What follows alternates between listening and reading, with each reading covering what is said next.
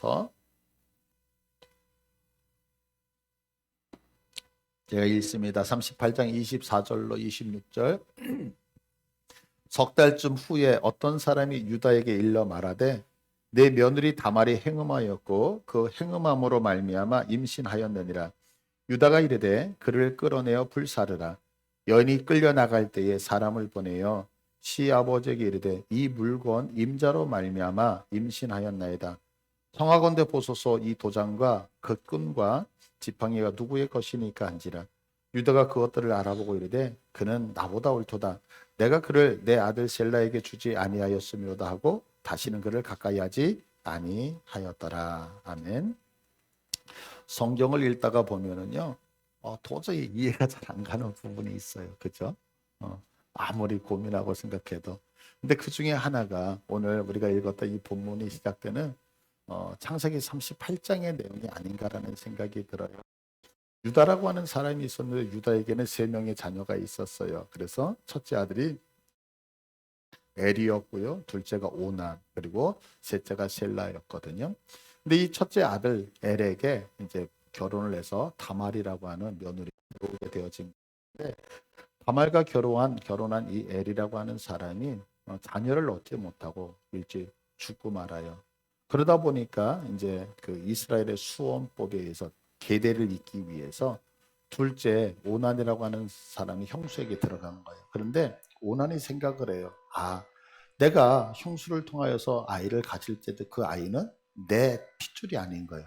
우리 식으로 하면 이렇게 양자 보내고 이랬던 적이 있었잖아요. 그래서 형의 핏줄이 되어지니까 오난이 생각하기를 우리 식으로 얘기하면 피임을 한 거죠. 근데 그것이 하나님 앞에 너무너무 악해서 하나님께서 오난도 죽이시게 되어져요.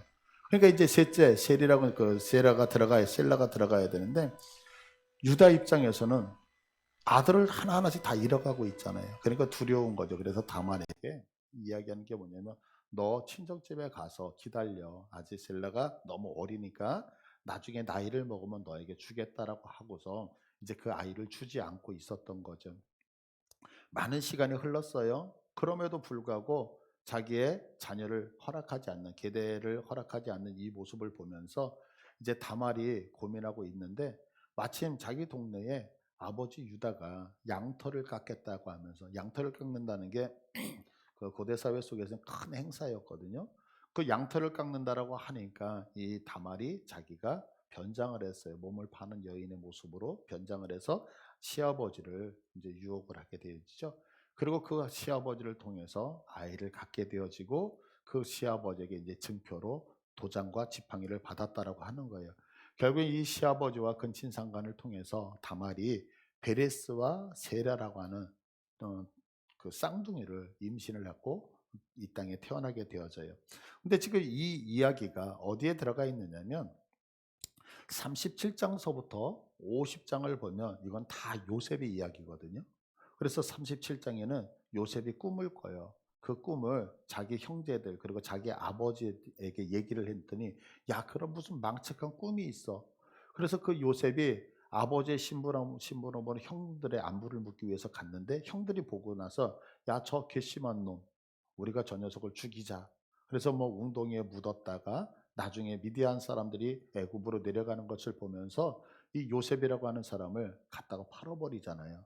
이렇게 파는 장면 뒤에 38장이 들어가고 39장에 애굽에 내려갔던 요셉이 보디발의 집으로 들어갔다. 그리고 그 보디발에 들어가서 가정의 총무가 되어졌는데 그 보디발의 아내가 이 요셉을 유혹을 하는 거죠. 근데 그 유혹을 뿌리치고 났는데 그 뿌리침으로 인해서 결국에는 누명을 쓰게 되죠. 그래서 보디발의 집에 있는 왕궁 감옥에 갇혀요. 이렇게 감옥에 갔을 때에 바로에게 죄를 지었다라고 하는 그 주는 관원장 그리고 떡을 주는 그 관원장이 높은 위치에 있는 사람이잖아요. 이곳에 들어오게 됐고 그들이 꿈을 꾸게 되어졌고 결국에는 요셉이 그 꿈을 해석하고 나중에 그것이 바로의 꿈을 해석하면서 요셉이 꿈을 해석함을 통해서 애굽의 국무총리가 되어졌다라는 이야기. 그리고 그런 국무총리가 되어지면 결국에는 그 흉년이 들면서 이스라엘에 살고 있던 자기의 형제들이 찾아오게 되어지고 뭐 여차여차 해가지고 50장까지 이야기가 요셉 이야기를 쭉 하고 있어요. 거의 14장, 15장의 요셉 이야기를 하고 있는데 갑자기 그 요셉 이야기에 우리가 아까 잠깐 38장 살펴보자 이 말도 안 되는 그 유다와 다말의 근친상간의 이야기가 중간에 딱 들어가 있다고요. 그러니까 이게 뭔 소리인지를 잘 모르겠는 거예요. 그러면 우리가 생각할 때에 그 38장에 갑자기 이렇게 요셉의 이야기를 하면서 끼어들어가는 이유가 있었을 거 아니에요. 그죠? 그 이유가 뭐냐면 나라가 만들어지기 위해서는 세 가지가 필요해요. 하나가 뭐냐 국민이 필요하죠. 그리고 두 번째는 주권, 법이 필요하고요. 세 번째는 그 백성들이 사는 그 영토, 지형이 필요한 거예요. 근데 우리가 이 이스라엘이라고 하는 나라를 가만히 보면 지금 이제 요셉의 이야기는 결국에는 이 나라의 요소에서 국민을 만드는 이야기로 되어지거든요. 그래서 이 애굽할 때는 야곱의 자손이 70명밖에 되지 않았지만 창세기 50장이 끝나고 출애굽기 1장으로 넘어갈 때 이게 한 장밖에 차이가 나지 않지만 연수로 따지면 400년이 흘러가거든요. 그래서 창세기에서 출애굽까지는 400년이 되어지면서 인구가 70명이 몇 명으로 늘어나냐면 학자마다 약간 다르지만 어떤 학자는 뭐 200만, 또 많게 잡는 사람은 300만 정도. 그럼 300만이 어느 정도냐면 일산 신도시, 일산 도시가 100만 정도가 된다 그래요. 그러니까 일산 3개 정도의 크기를 갖고 있는 국민이 만들어진 거란 말이에요. 근데 결국에 이 국민들이 노예로 있을 때에 모세를 통하여서 시내산까지 가게 되어지고 이 시내산에서 법을 제정을 받게 되죠. 그래서 세 가지 요소 중에서 국민 만들어졌어요. 법을 받았어요. 그리고 이들이 이동을 해요. 그래서 민수기에서 이동하는 것들을 나타내고 결국에는 여호수아서를 통하여서 이들이 가나안 땅을 정복하였다라 그래서 이스라엘에게는 유한 국가가 이렇게 만들어졌다는 것을 성경은 창세기 요셉에서부터 시작해서 출애굽기 그리고 그 여호수아를 통해서 이스라엘 나라가 유형적으로 만들어지는 것을 이 이야기를 쭉 하는 거예요. 그런데 성경은 이렇게 이스라엘이라는 나라가 만들어지면서 한 가지를 놓치질 않아요. 그게 뭐냐면 성경의 가장 중요한 그 사상 하나를 딱 부여잡고 있는 거예요. 그게 뭐냐면 바로 인류를 구원한 메시아 예수 그리스도가 어떻게 이 땅에 출현하게 되어지는지를 놓치지 않고 있는 거예요.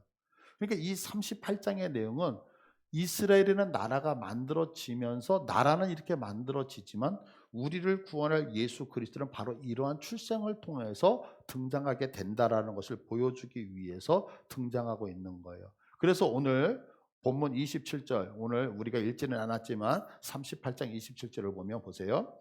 해산할 때에 보니 쌍태라 해산할 때 손이 나오는지라 산파가 이르되 이는 먼저 나온 자라고 홍색 실을 가져다가 그 손에 메었더니 그 손을 도로 들이며 그의 아우가 나오는지라 산파가 이르되 내가 어찌해 터뜨리고 나오느냐 하였으므로 그 이름을 베레스라. 그리고 30절에는 그의 이름을 세라라. 그래서 지금 다말과 유다와 다말 사이에서 베레스와 세라라고 하는 사람이 쌍태로 태어났다는 이야기가 나와요. 근데 이 이야기가 어디로 연결이 되냐면 지금 창세기 38장에서 훌쩍 건너뛰어서 룻기로 간다고요. 룻기 4장을 봐보세요. 4장을 보시면 4장 18절에 베레스의 계보는 이러하니라. 베레스는 조금 전에 읽었죠. 우리 베레스 나왔잖아요.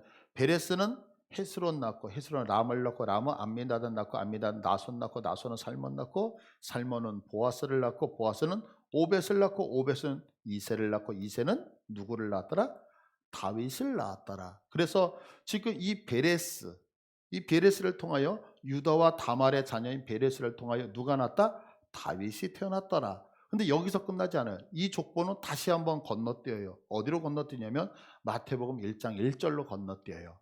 그래서 마태복음 1장 1절을 보면 아브라함과 다윗의 자손 예수 그리스도의 계보라. 그러면서 2절에 아브라함이 이삭 낳고 이삭은 야곱 낳고 야곱은 유다와 그의 형제들을 낳고 그러면서 3절에 유다는 다말에게서 베레스와 세레를 낳고 우리 지금 조금 전에 38장에서 봤죠? 그런데 그 베레스와 다말을 낳았다는 얘기가 6절로 가보시면 조금 전에 우리가 읽었던 이새는 다윗 왕을 낳으니라. 그리고 16절로 넘어가서 야곱은 마리아의 남편 요셉을 낳았으니 마리아에게서 그리스도라 칭하는 예수가 나니라. 이렇게 얘기를 하는 거예요. 그러니까 갑자기 요셉의 이야기를 하다가 왜 38장이라고 하는 이야기가 말도 안 되는 얘기가 나가느냐면 요셉의 이야기로는 이스라엘 나라는 이렇게 만들어지고 있단다라는 설명하는 거예요. 근데 우리가 이스라엘의 역사뿐만 아니라 가장 성경이 중요한 게 뭐냐? 예수 그리스도를 증명하는 거잖아요. 그럼 예수 그리스도는 어떻게 출생하느냐? 예수 그리스도는 유다와 다말이라고 하는 사이에서 베레스를 통하여 다윗을 통하여 예수 그리스도로, 그래서 우리의 구원자가 나신다라고 하는 것을 우리에게 제시하기 위해서, 말도 안 되는 것 같은 얘기가 같은데 그게 갑자기 끼어 들어가는 이유가 뭐냐면 바로 이 사실을 놓치지 않게 하기 위해서라는 거죠. 그런데 오늘 이 38장의 이 내용을 보면서 우리가 좀 생각해야 될 것이 두 가지가 있어요. 그게 뭐냐면, 첫째는 하나님은요, 사람을 만들어서 사용하신다는 거예요. 하나님은 뭐 하신다고요? 사람을 만들어서 사용하셔요. 근데 그 사람을 만들 때에 반드시 누군가를 통하여 만드신다는 사실을 오늘 이 성경을 통해서 우리가 좀 확인을 했으면 좋겠어요. 우리가 믿음의 생활을 하면서 오해를 하는 것이 가끔 한 가지가 있어요. 많은 오해들이 있지만 그 중에 이제 하나가 뭐냐면, 하나님 앞에서 사용받는 자들은 무엇인가가 믿음이 좋고 완성이 되어졌기 때문에 사용을 받는다라고 하는 어떤 오해를 가져요. 그리고 내가 하나님 앞에 사용받기 위해서는 내가 그만큼 그릇이 돼야 된다는 생각을 갖고 있는 거예요. 그래서 제가 이제 목회를 하면서 재직을 임명하게 되잖아요. 그리고 어떤 직분을 드리면 가장 많이 나오는 게 뭐냐면, 저같이 부족한 자가, 저같이 부족한 자가 어떻게 그 일을, 그럴 때마다 제가 답변하죠. 부족하기 때문에 하시는 거라고. 왜 그러냐면, 하나님은 내가 완성됐기 때문에 사용하는 것이 절대 아님을 여러분이 믿으셨으면 좋겠어요. 하나님은 우리의 부족 알고 계셔요. 여러분, 제가 이야기하잖아요. 저는요, 목회를 하면서 제일 힘들다 1순위, 그게 뭐냐, 찬양이에요. 찬양. 왜냐하면 찬양을 할 때는 지금은 이제 담대해졌어요. 틀리든 안 틀리든 그냥 해요. 그런데 박자 맞추는 게 모르겠어요. 지난주 금요일 날도 이제 그 우리 반주자가 반주를 해주는데, 제가 알고 있는 거고 이거 반주가 모르겠어요. 못 맞추겠어요. 그래서 제가 이거 찬양 맞느냐, 맞대요. 근데 왜 제 귀에는 그게 틀리게 들리는지. 그러니까 저는 이게 음을 못 듣는 것 같아요. 그러니까 찬양을 할 때 되게 긴장을 많이 하거든요. 근데 제가 찬양을 자신 있게 하잖아요. 목소리 되게 크잖아요. 왠지 아셔요? 이 목소리 누가 주셨어요? 하나님이. 그러니까 잘한다 못한다가 중요한 게 아니라 부족해도 하나님이 기뻐 받으실 거라고 믿고 하는 거거든요. 근데 우리의 오해는 뭐냐면, 내가 주 앞에 사용받을 때에 내가 완성돼야 되고 그릇이 돼야지만 사용받는다고 생각을 하는 거죠. 그런데 그렇지 않아요. 지금 이 유다의 족보는 어떻게 보면 예수님의 족보로 연결이 된다 그랬잖아요. 그러면 우리가 생각할 때 유다라고 하는 사람이 되게 완성돼 있을 것 같잖아요. 근데 성경을 보면 유다는 완성돼 있는 사람이 아니야. 하나님 보시기에 되게 악했던 사람이거든요. 어느 정도 악했는지 한번 성경이 우리에게 고발을 하는데요. 한번 보자고요. 자, 37장 26절을 보자고요. 창세기 37장 26절을 보시면, 유다가, 자, 여기서 유다가 무슨 얘기를 하냐면, 이 얘기는 자기 동생 요셉을 팔았잖아요. 근데 그 요셉을 팔 때 앞잡이가 누구였냐면 유다였거든요. 그래서 유다가 뭐냐면, 유다가 자기 형제에게 이르되, 우리가 우리 동생을 죽이고 그의 피를 덮어둔들 무엇이 유익할까? 자, 그를 이스마엘 사람들에게 팔고 그에게 우리 손을 대지 말자. 되게 야비한 거 아니에요, 여러분들? 내가 누군가를 한 대 때리는 것도 야비하잖아요. 그런데 청부하는 것처럼 야비한 게 어디 있어요? 왜? 나는 마치 깨끗한 척 남에게 나쁜 일을 뒤집어 씌우는 거잖아요. 유다가 그랬어요. 야, 동생 내 손으로 죽일 필요가 뭐 있어? 저기 지나가면서 이스마엘 사람들이 있으니까 우리가 요셉 팔아먹자. 그래가지고 앞잡이처럼 요셉을 팔아버리거든요. 이거 되게 악하잖아요. 근데 그것뿐만이 아니에요. 오늘 성경이 시작되는 38장으로 넘어오면 38장 1절을 봐보세요. 여기 보시면 그 후에, 지금 동생을 판 후에요, 유다가 자기 형제들로부터 떠나 그래요.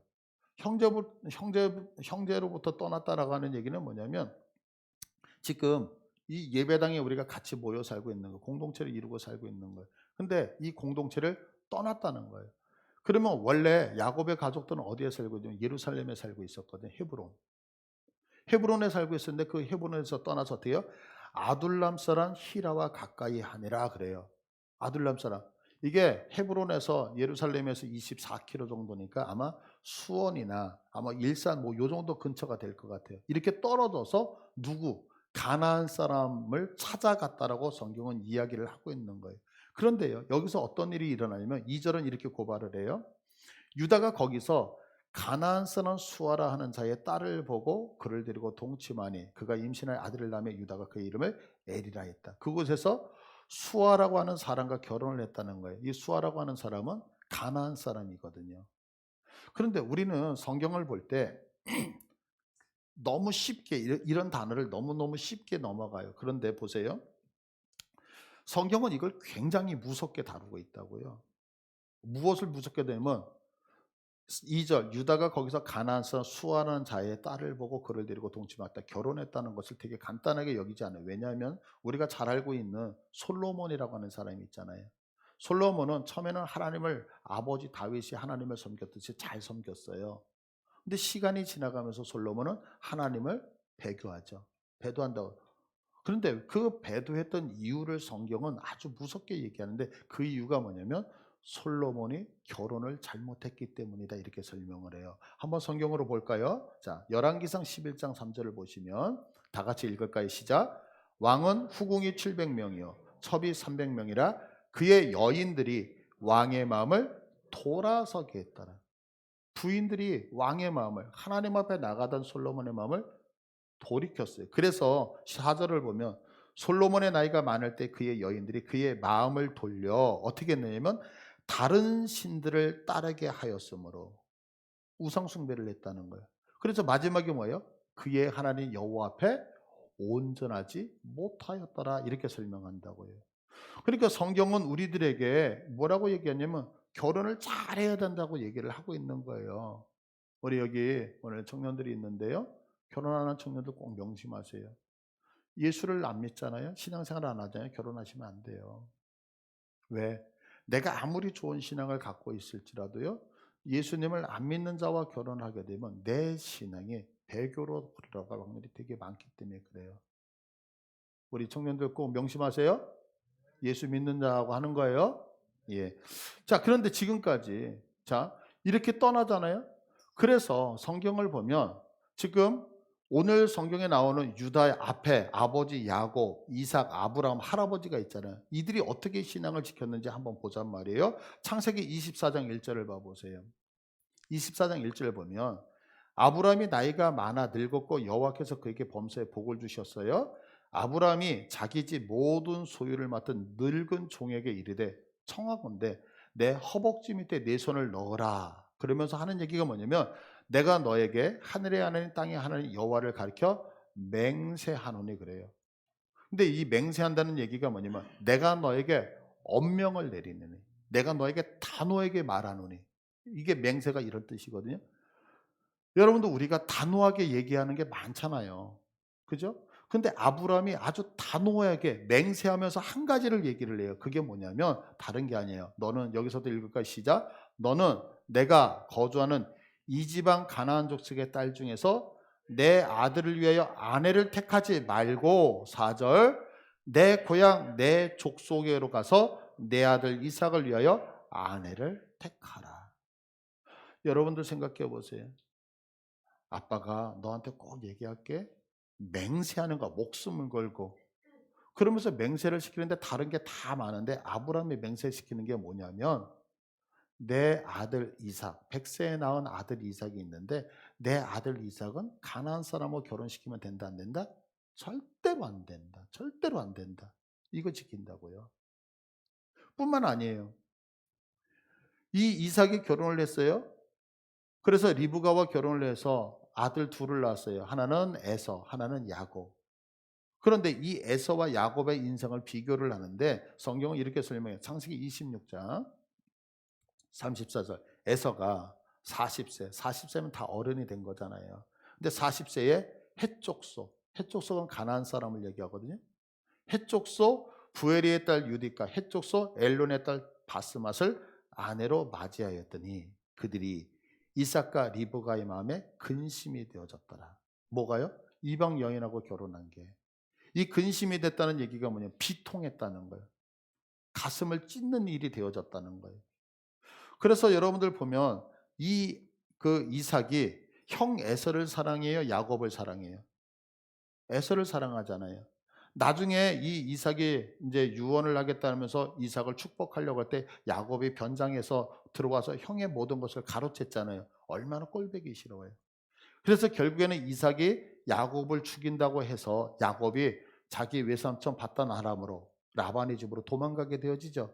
자, 그러면 이삭이 이때 도망갈 때 무슨 얘기예요? 너 형한테 잡히면 죽어. 잘 도망다녀. 여러 가지 안부를 전해야 되잖아요. 근데 그렇게 도망가야 되는 야곱을 향하여 이삭이 하는 말이 어디가 나오냐면 창세기 28장 1절이에요. 여기 보시면 이삭이 야곱을 불러. 지금 도망가려고 하는 야곱을 불러서 당부하는데 그게 축복하고 당부하여. 여기서 당부했다는 것은 명령하여 이거예요. 아빠가 너한테 마지막으로 명령할게. 너 꼭 들어야 돼. 근데 그 명령이 뭐냐면 너는 가나안 사람의 딸들 중에서 아내를 맞이하지 말고.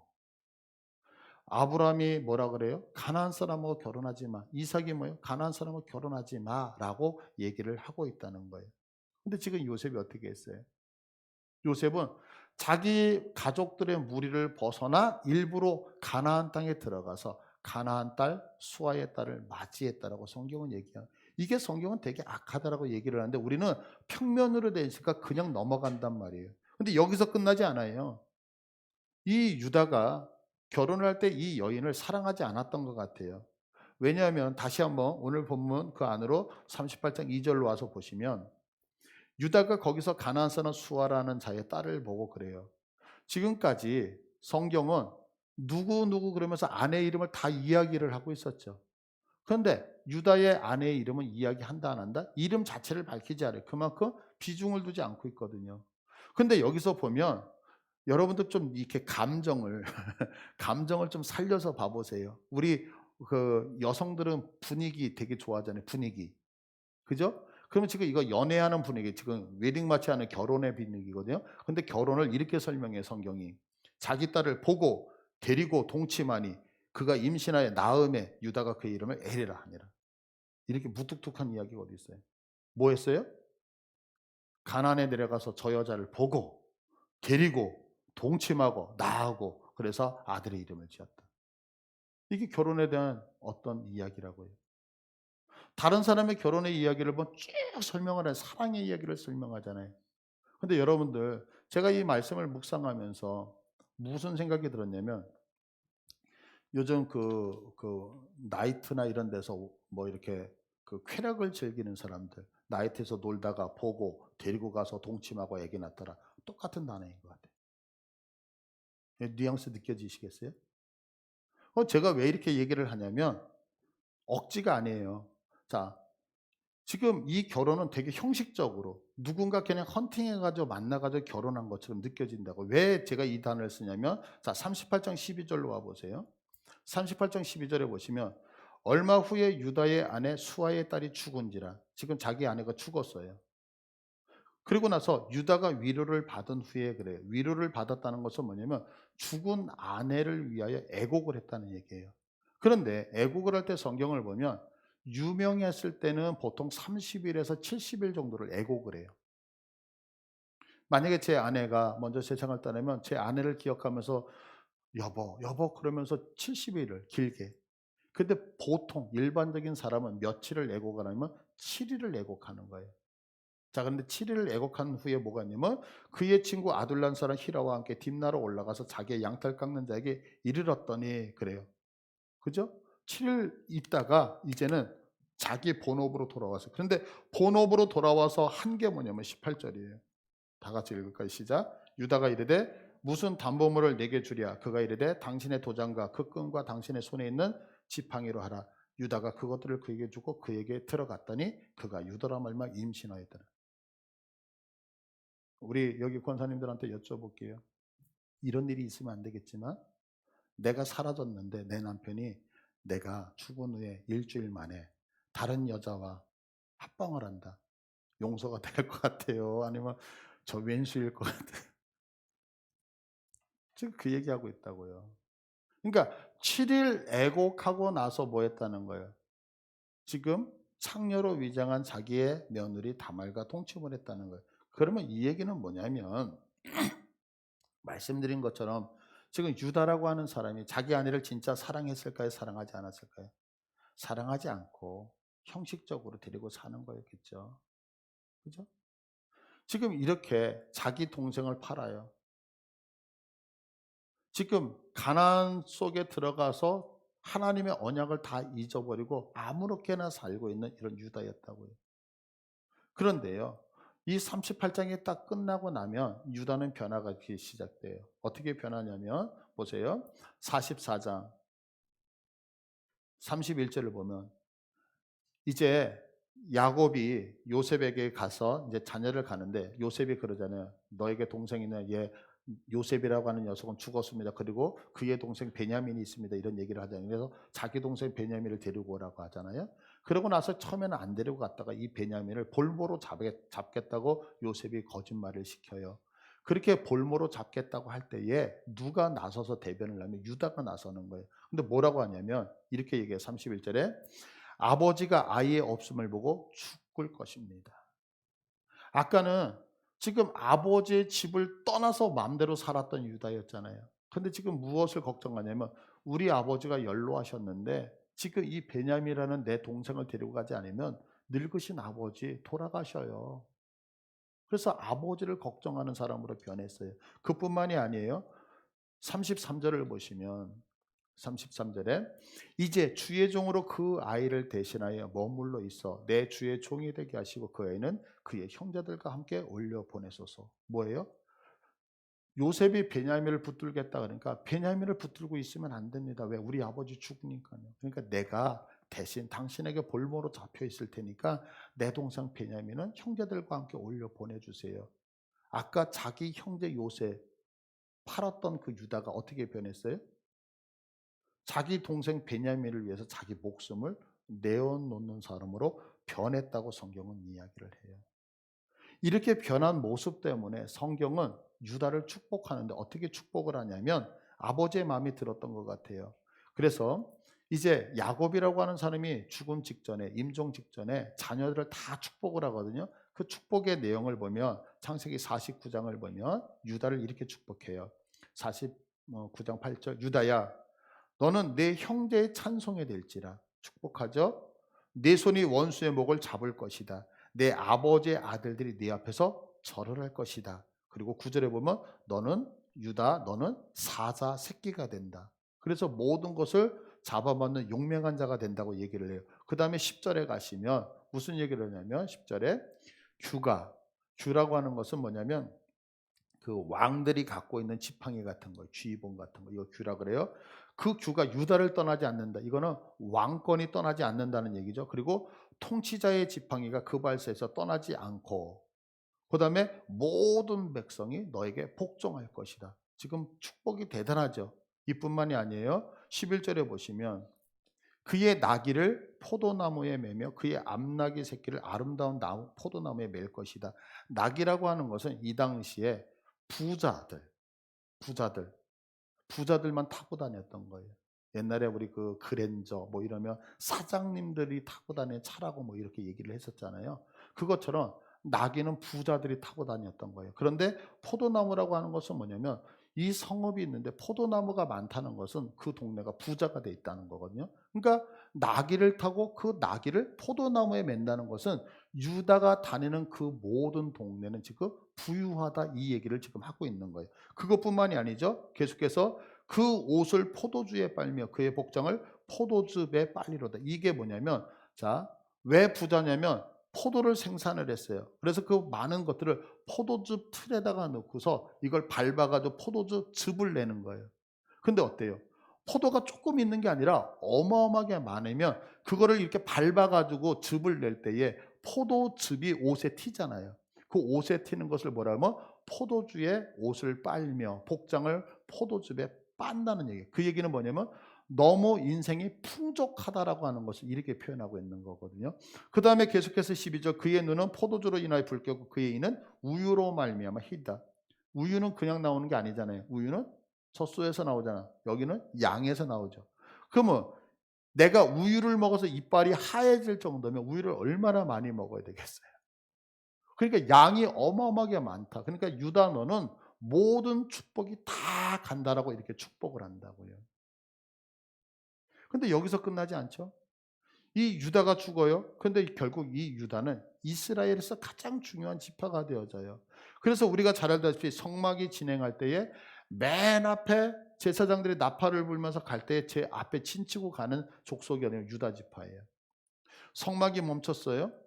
동쪽에 해가 뜰 때에 이 해 뜨는 지역에 머무르면서 이 성막을 보존하는 데가 유다 지파였어요.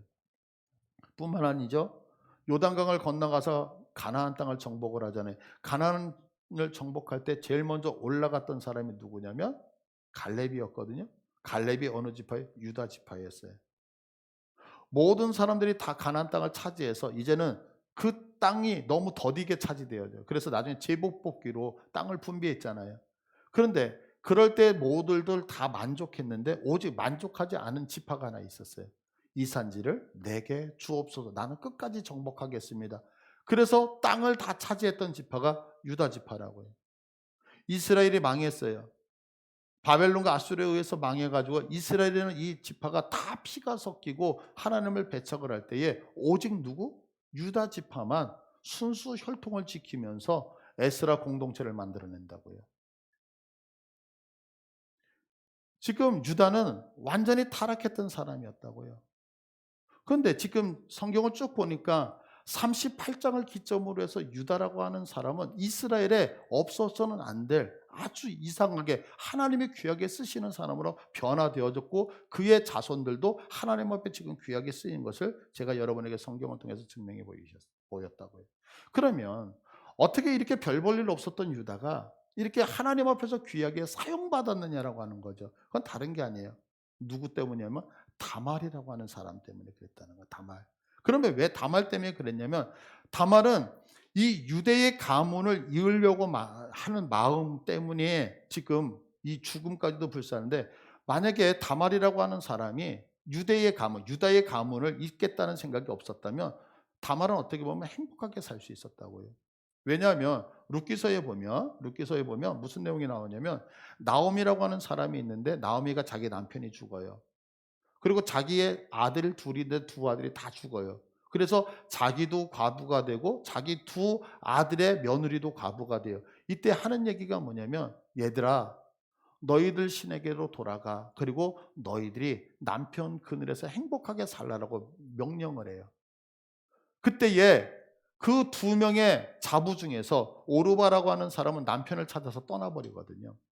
근데 이때 룻이라고 하는 사람이 뭐냐면 어머니의 하나님이 나의 하나님이 되고 어머니의 민족이 내 민족이 될 것입니다라고 하면서 나중에 보아스하고 결혼하는 사건이었어요. 그러면서 많은 고초를 당하거든요. 그 얘기는 무엇이냐면 이 당시에 과부가 되어지면 새로운 남편을 찾아서 떠났던 사람들이 되게 많았단 말이에요. 그런데 오늘 우리가 성경을 보면 어때요? 다말이라고 하는 사람은 떠나요? 안 떠났어요? 안 떠났어요. 그런데 아까 봤죠? 다말이라고 하는 사람이 간음을 해서 임신을 했어요. 그러니까 아버지 유다가 던지는 말이 뭐냐면 그 여자를 끌어내서 화형을 시켜버려라 이래요. 여러분들 간음했다고 살아있는 사람을 불태워서 죽이는 게 얼마나 잔인해요. 그러면 이 지금 다말이라고 하는 사람이 내가 지금 간음하여서 이것이 들통이 나면 화형당할 걸 몰랐을까요? 알았을까요? 알았을 거 아니에요. 알았음에도 불구하고 내가 그렇게 시아버지를 통하여 아이를 가져야 된다라고 하는 그 절실함이 뭔가가 있었을 거 아니냐고요. 도대체 뭐였을까요? 제가 이 말씀을 묵상을 하면서 이런 생각이 들었어요. 도대체 다말이라고 하는 사람이 자기 목숨을 걸고 이렇게 행동했던 이유가 무엇이었을까? 고민을 하다가 한 가지 찾아낸 것이 있었어요. 그게 뭐냐면 바로 창세기 3장 15절의 말씀이에요. 창세기 3장 15절을 봅니다. 보시면 내가 너로 여자와 원수가 되게 하고 네 후손도 여자의 후손과 원수가 되니 여자의 후손은 네 머리를 상하게 할 것이요 너는 그의 발꿈치를 상하게 할 것이라. 이 말씀이 뭐냐면 이 당시에 모든 이스라엘 사람들의 여인들은 한 가지 소망이 있었어요. 너로 인하여 메시아가 태어난다는 이 예언의 말씀을 가슴에 다 담고 있었다고요. 다말은 가나안 사람이었어요. 부정한 사람이에요. 그런데 유다와 결혼하면서 유다는 언약의 백성임에도 불구하고 여전히 타락의 길을 걸어갔지만 유다 집에 온 이 다말은 마치 룻과 같이 당신이 믿는 하나님이 내 하나님이라는 고백을 했던 것 같아요. 그러면서 자기에게 꼭 필요한 건 뭐냐면 나를 통하여 메시아가 나와야 된다는 언약을 부여잡을 수 있었던 거예요. 그래서 그는 자기가 자녀를 낳지 못한다는 것, 이것이 얼마나 저주거리는 거, 저주라는 것을 알게 되어졌던 거죠. 그래서 그 자녀를 낳기 위해서 어떻게 해요? 내가 죽으면 죽으리라. 나는 반드시 자녀를 임신해야 된다라고 하는 그 간절함이. 그런데 그 간절함이 무엇을 바꿔내기 시작을 했느냐면 언약의 백성이면서도 하나님을 부정하고 떠났던 유다를 변화시키기 시작을 한다고요. 이 다말의 모습을 보면서 유다는 분명히 보았을 거예요. 동생 요셉을 팔았던 자신의 악함을 쳐다보았을 거예요. 그리고 그 죄책감으로 인해서 아비와 형제를 떠나서 가나안 땅에 도망쳐 와서 살고 있는 자신의 모습을 보았을 것이고요. 그리고 사랑하지도 않는 아내를 맞아서 겨우 그냥 인생을 살아갔던 자신의 모습을 보면서 또한 그 아내가 죽자 의무가 다 끝나버리자 돈을 주고 여인을 사는 자기의 추악한 모습도 보았을 것이고요. 자신의 아이를 살린다는 명목하에서 하나님의 언약의 말씀을 잊고 사는 자신의 모습을 보았을 거라는 거죠. 이렇게 자신의 죄가 죄인지도 모르면서 이렇게 막 살고 있는데 자신의 며느리 다말이라고 하는 사람은 그 하나님의 말씀을 기억하여서 그 말씀을 잊겠다고 자식 하나를 낳겠다고 하는 그 마음 한 가지 때문에 자기의 생명까지도 바치면서 죽으면 죽으리라고 하는 그 결단을 보았다는 거죠. 그래서 유다는 고백을 해요. 오늘 성경 본문 38장 26절을 봐보세요. 유다가 그것을 알아보고 이르되 지금 다말이 어떻게 했는지를 알아보고 말하는데 뭐라면 그는 나보다 옳도다라고 얘기를 해요. 그는 나보다 옳더라. 무엇이 옳았죠? 이방 여인이었지만 언약의 약속을 갖고 있었던 나보다 그 여인이 하나님의 말씀을 부여잡고 있는 것이 옳았다라고 하는 거예요. 그리고서 그는 회개를 해요. 다시는 그를 가까이 하지 아니했다고요. 우리는 인생을 살아가면서 평안을 위해서 살아가요. 그런데 그것이 결국은 나를 죽음으로 죄악으로 흘러가게 한다는 것을 모르죠. 어찌 보면 오늘 본문에 유다 같은 인생이라는 거죠. 그러나 지금 다말은 죽으면 죽으리라고 하는 심정으로 가문을 이어가려고 했던 거예요. 무엇 때문에? 하나님의 약속 한 가지 때문에. 그녀의 이 마음은요, 언약 백성임에도 불구하고 그 언약을 잊고 마음대로 살아가던 유다를 회개하게 만들었다는 거죠.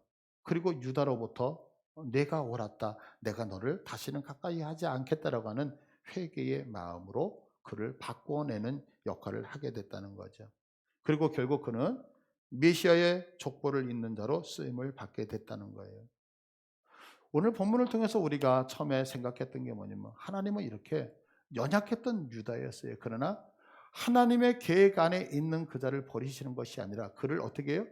부족하면 부족한 대로, 연약하면 연약한 대로. 그래서 그의 인생을 바꾸어 내시면서 사용하게 되더라는 거죠. 어떻게 해요? 그 주변에 있는 사람을 통해서. 저는 이렇게 여러분들에게 질문을 던지고 말씀을 마칠까 해요. 우리는 가끔 가다가 인생을 살아가면서 이런 얘기를 해요.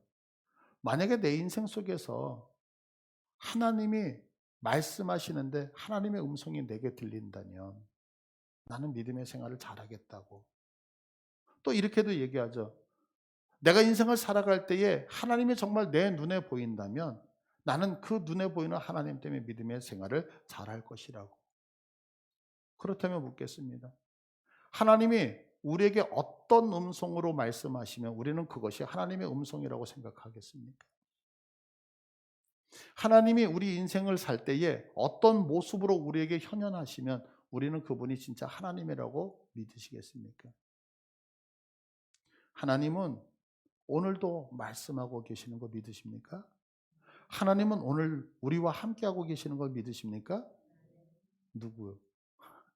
한번 옆에 봐보세요. 옆에 그렇게 연약하고 보잘것없는 것 같지만 아니요.